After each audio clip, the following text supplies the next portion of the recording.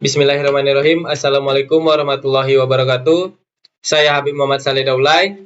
Saya Bagus Habibi. Saya Ahmad Serifandi. Saya Furqan Al-Fikri. Pada tugas kelompok kali ini, kami diminta untuk membuat proyek berbasis studi kasus, boleh fiktif atau nyata. Di sini kami mengambil studi kasus penerapan konsep OOP dalam sistem pemesanan makanan online. Nah, pada proyek kelompok ini, kami diminta untuk memenuhi konsep-konsep berikut. Yang pertama ada kelas, atribut, dan metode. Lalu ada konstruktor. Lalu ada enkapsulasi dan inheritance. Di sini kami menambahkan konsep array list.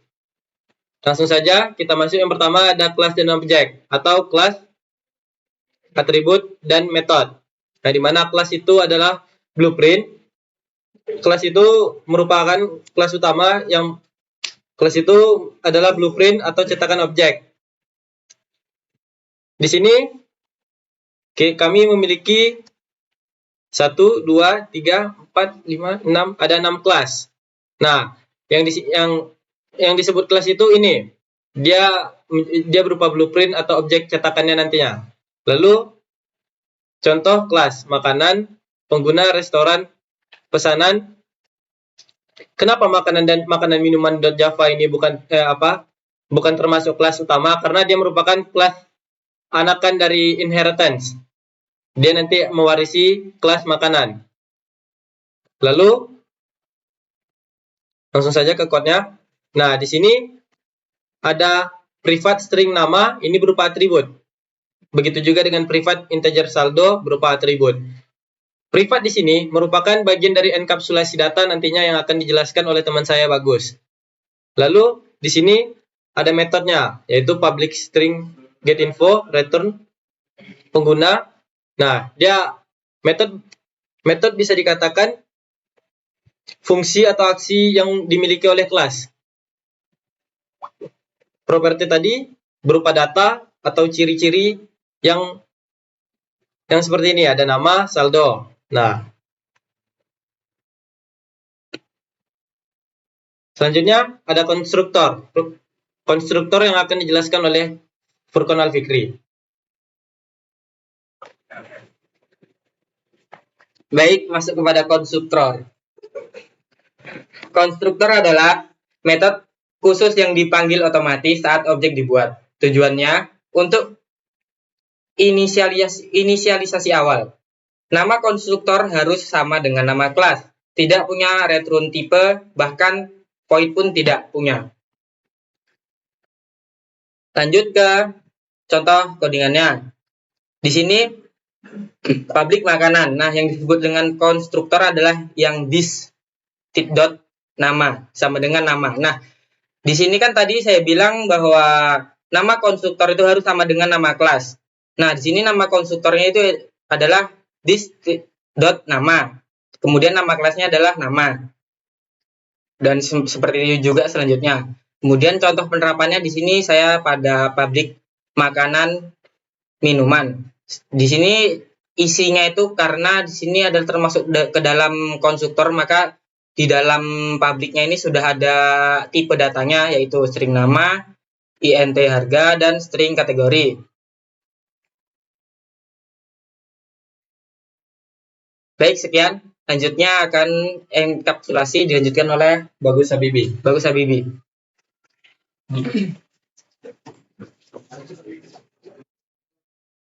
Baik, selanjutnya enkapsulasi. Enkapsulasi adalah salah satu konsep fundamental dalam pemrograman berorientasi objek OOP di Java.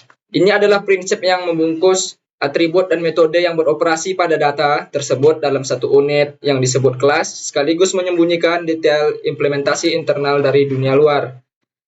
Enkapsulasi bekerja dengan cara menyembunyikan variabel internal suatu kelas dan hanya memberikan akses melalui metode publik yang terkontrol. Ini seperti sebuah kapsul obat yang melindungi isi di dalamnya. Kita tidak bisa langsung mengakses isi kapsul, tetapi harus melalui cara yang telah ditentukan. Lalu, Java menyediakan 4 tingkat akses untuk mengimplementasikan enkapsulasi. Yaitu ada private, hanya dapat diakses dalam kelas yang sama.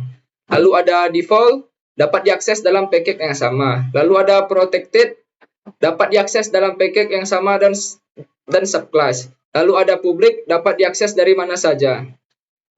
Baik. Di sini pada quote-nya, di sini pada atribut string dan integer, di sini ada private, di sini akan menyembunyikan atribut. Lalu di sini ada get. Baik, di sini ada get info atau di sini getter. Getter adalah metode yang digunakan untuk mengambil atau membaca nilai dari variabel private. Lalu selanjutnya di sini ada get saldo. Sama seperti tadi, digunakan untuk mengambil atau membaca nilai dari variabel private. Lalu selanjutnya di sini ada juga satu lagi setter, di mana metode yang digunakan untuk mengatur atau mengubah nilai variabel private. Baik, selanjutnya inheritance atau pewarisan yang akan dibacakan oleh saudara Arfi.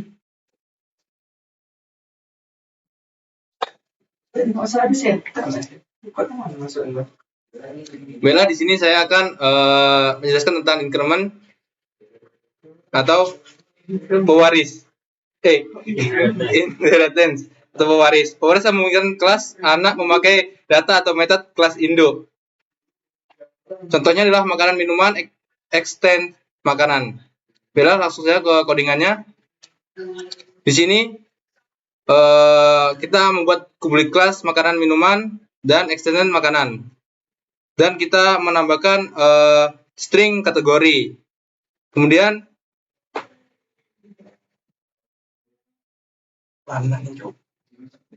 kita langsung saja ke metodenya langsung dengan menampilkan get method get info, maka runningnya akan berjalan.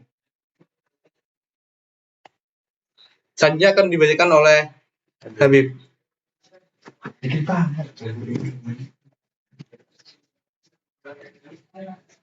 Mungkin teman-teman tadi bingung pada inheritance. Inheritance itu pewarisan, yang dimana kita menyinggung di sini ada extends. Extend ini merupakan yang dimana public class makanan minuman ini merupakan anakan dari kelas makanan. Nah, extend di sini dikatakan kelas makanan mewarisi apa data yang ada di kelas makanan ke makanan minuman. Jadi apa data yang ada di makanan minuman bisa dipanggil nantinya walaupun kita berada di kelas makanan minuman, walaupun kita memanggil kelas makanan minuman.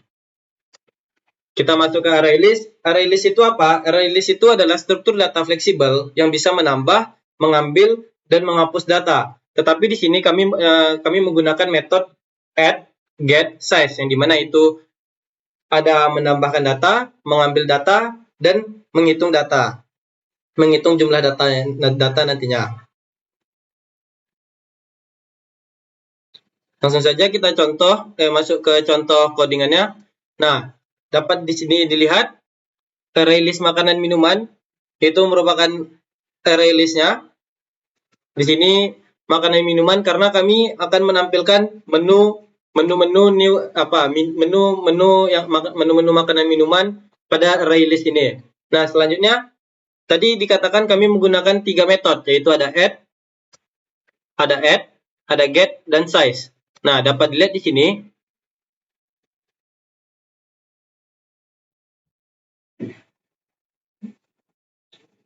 Nah, pada metode ini tambah menu. Nah, di sini ada menu.add, yang dimana ini bertugas atau bertujuan untuk menambahkan menu nantinya. Lalu pada metode tampilkan menu, di sini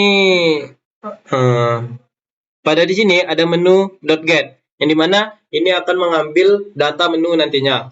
Lalu ada menu.size, yang dimana menu.size ini akan menghitung jumlah data yang ada. Nah, berikut struktur sederhana sistem pemesanan makanan online kami. Nah, untuk main-nya kita bisa langsung saja ke code, di mana tadi ada kelas makanan minuman, pengguna, restoran, pesanan, lalu ada main. Main di sini merupakan entry point yang dimana dia bertujuan atau bertugas untuk menjalankan program. Langsung saja coba dapat dilihat di sini pada pengguna new pengguna ini bertujuan memanggil apa kelas pengguna. Lalu pada resto ini yang menyinggung resto udah tambah menu, resto udah tampilkan menu. Nah, itu dia akan memanggil kelas restoran. Lalu ada pesanan ini dia akan memanggil kelas pesanan. Langsung saja coba kita run file-nya. Nah, di sini pada resto tambah menu kita menambahkan nasi goreng yang berkategori makanan dengan harga 15.000. Cocok.